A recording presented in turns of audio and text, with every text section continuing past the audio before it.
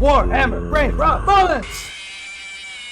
The Warhammer writers have been infected by the Brainrot mind virus. These are some of the stupidest, dumbest, and idiotic moments in all of Warhammer lore.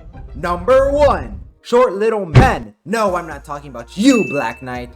I'm talking about the halflings. Now, originally, the halflings, they did not have a place to call home. They were homeless little people. That's until Emperor Ludwig the Badass. Now, he was at that Altdorf party. Hey, everybody know ain't no party like Altdorf party, so... Yeah, that's Emperor Badass wanted to unleash his riz on both the Count of Averlin and Sterling's daughters. But if he wanted that BOGO special too thick, yes! He was gonna have to unleash his unlimited riz. Lady.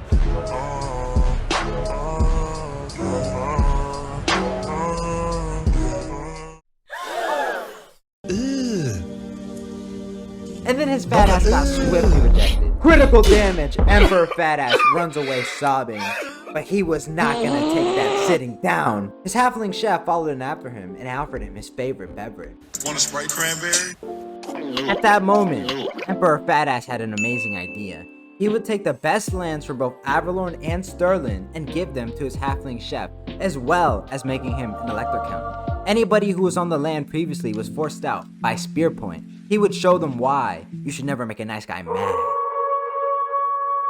This created the Mootland, as all the humans were forced out and all the halflings moved in, and that's how we got the Moot that we know today. Number 2. The Halfling Rebellion. 1500 years later, Elector Count Marius Leitdorf of Averlin went to the elders of the Moot, wanting to build a bridge across it. How about new, you crazy Dutch bastard? Now, the Moots rejected this idea swiftly, saying he could only build roads. Now, I don't know if somebody shat in his cereal that morning, but my brother crashed out. He said, I quote, "I'm gonna slaughter every last one of those malodorous runts." He was a professional crash out. He assembled the entire Averlin military to kill every single halfling.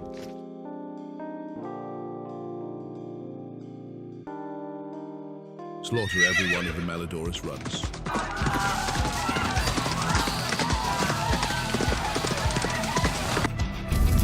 It was a slaughter. Every single halfling die. From half the size of a man to the quarter size of a man, the halflings scattered.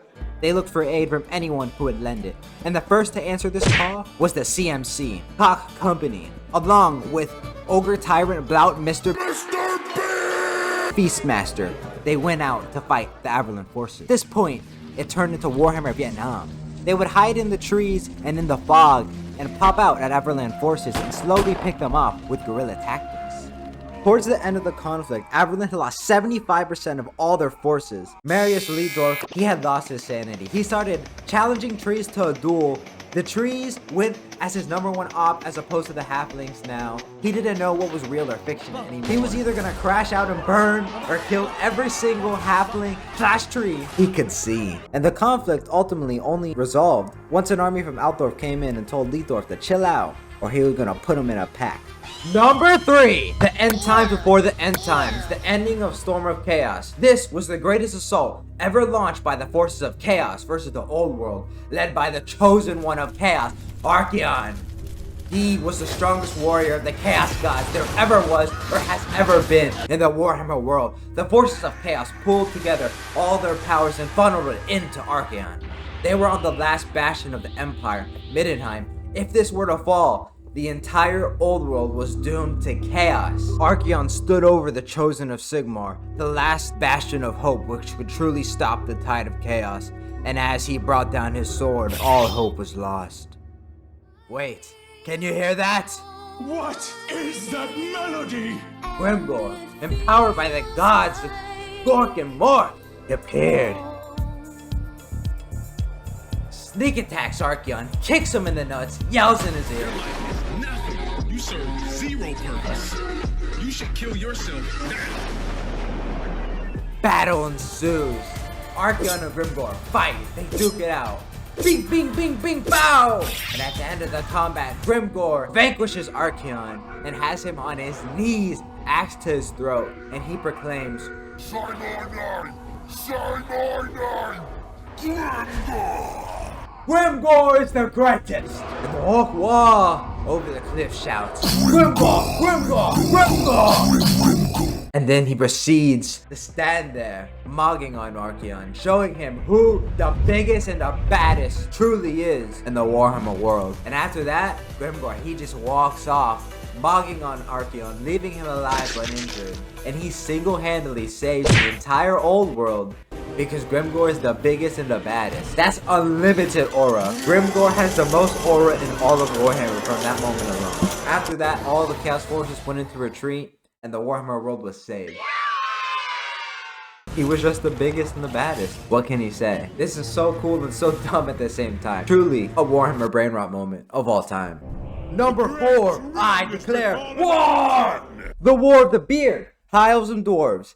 They used to be chill like that. Malekith and Snorri Whitebeard, they were homies. They formed a pack, and they were never gonna break it. That was until Malekith was feeling too freaky frosty with Marathi around. Who's a freaky ass? So he goes into the flames of Venarian to become the Phoenix King of the High Elves. But bro stayed in the cooker a little bit too long, and he came out looking like a burnt raisin. Malekith was super bitter at this, crashed out, yap yap yap, thundering happens, High Elves and Dark Elves split. Now, the dwarves do not know this information, so Malekith gets a devious little idea. Snorri Whitebeard has passed away from age. Now, Malekith is still quite salty about the whole sundering epidemic, so he decided to play a little goofy silly prank on his former allies. His plan? Dress up a whole bunch of Dark Elf pirates as High Elves, then go into dwarf lands and just generally be a dick. They would raid dwarven caravans, they would make trade deals with dwarves and then scam their ass. Scammer gets scammed, buddy. They would even just litter on the floor, and at some point they just started getting freaky with it. Walking around naked, throw a couple Soneshi parties. They were just doing the most to make the High Elves look the most disgusting and deplorable race in the Warhammer world. The High King at the time was Gotrek Starbreaker. He was actually quite a wise and reasonable dwarf. He called up the Phoenix King of the time, Kalidor II, to get an explanation for all the antics that had been happening in the dwarf lands. Big boy, come pick up your phone. Knife ears, I'll give you one chance to explain yourselves this instant. Our halls are burned, our caravans plundered, our ale spilled, all under your banners. I do not slay you now, simply because of the oaths we once swore to each other. But we will seek retribution, this time not in blood, but in gold. And an explanation as to why you betray us like this. I'm over here stroking my dick. I got lotion on my dick right now. I'm just stroking my shit. I'm horny as fuck, man. I'm a freak, man. Like, for real. Yeah, man, you need to come to Oath One if you want to answer that question, little bro. The dwarves did not take kindly to this disrespect, and they wanted to crash out right then and there and attack Oath Lane.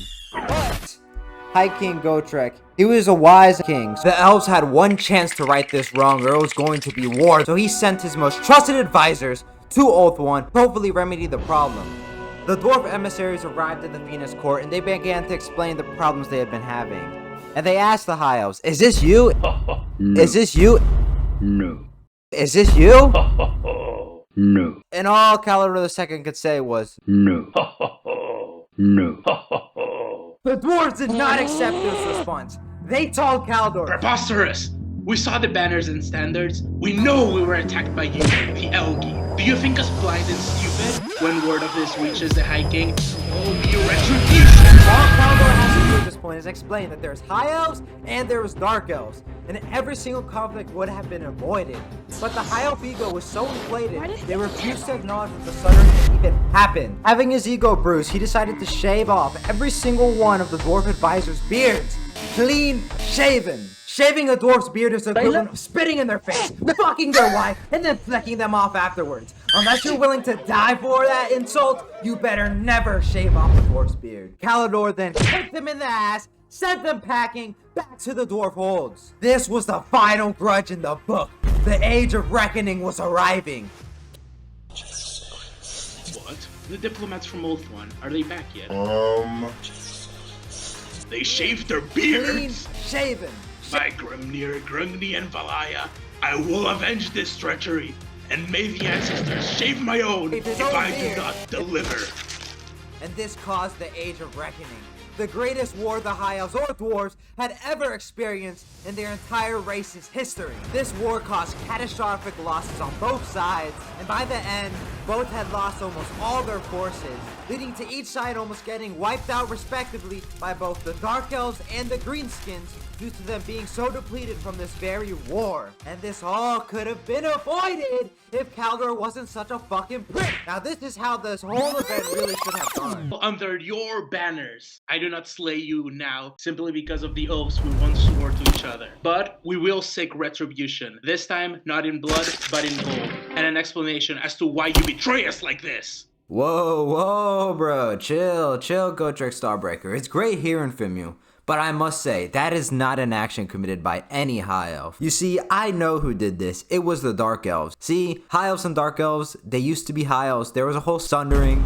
Now there's High Elves, Dark Elves. And these Dark Elves, they don't like us. They wanna be us, but they ain't us. So, I guarantee you they posed as us, went in your lands and committed all those heinous deeds, trying to create beef between our races.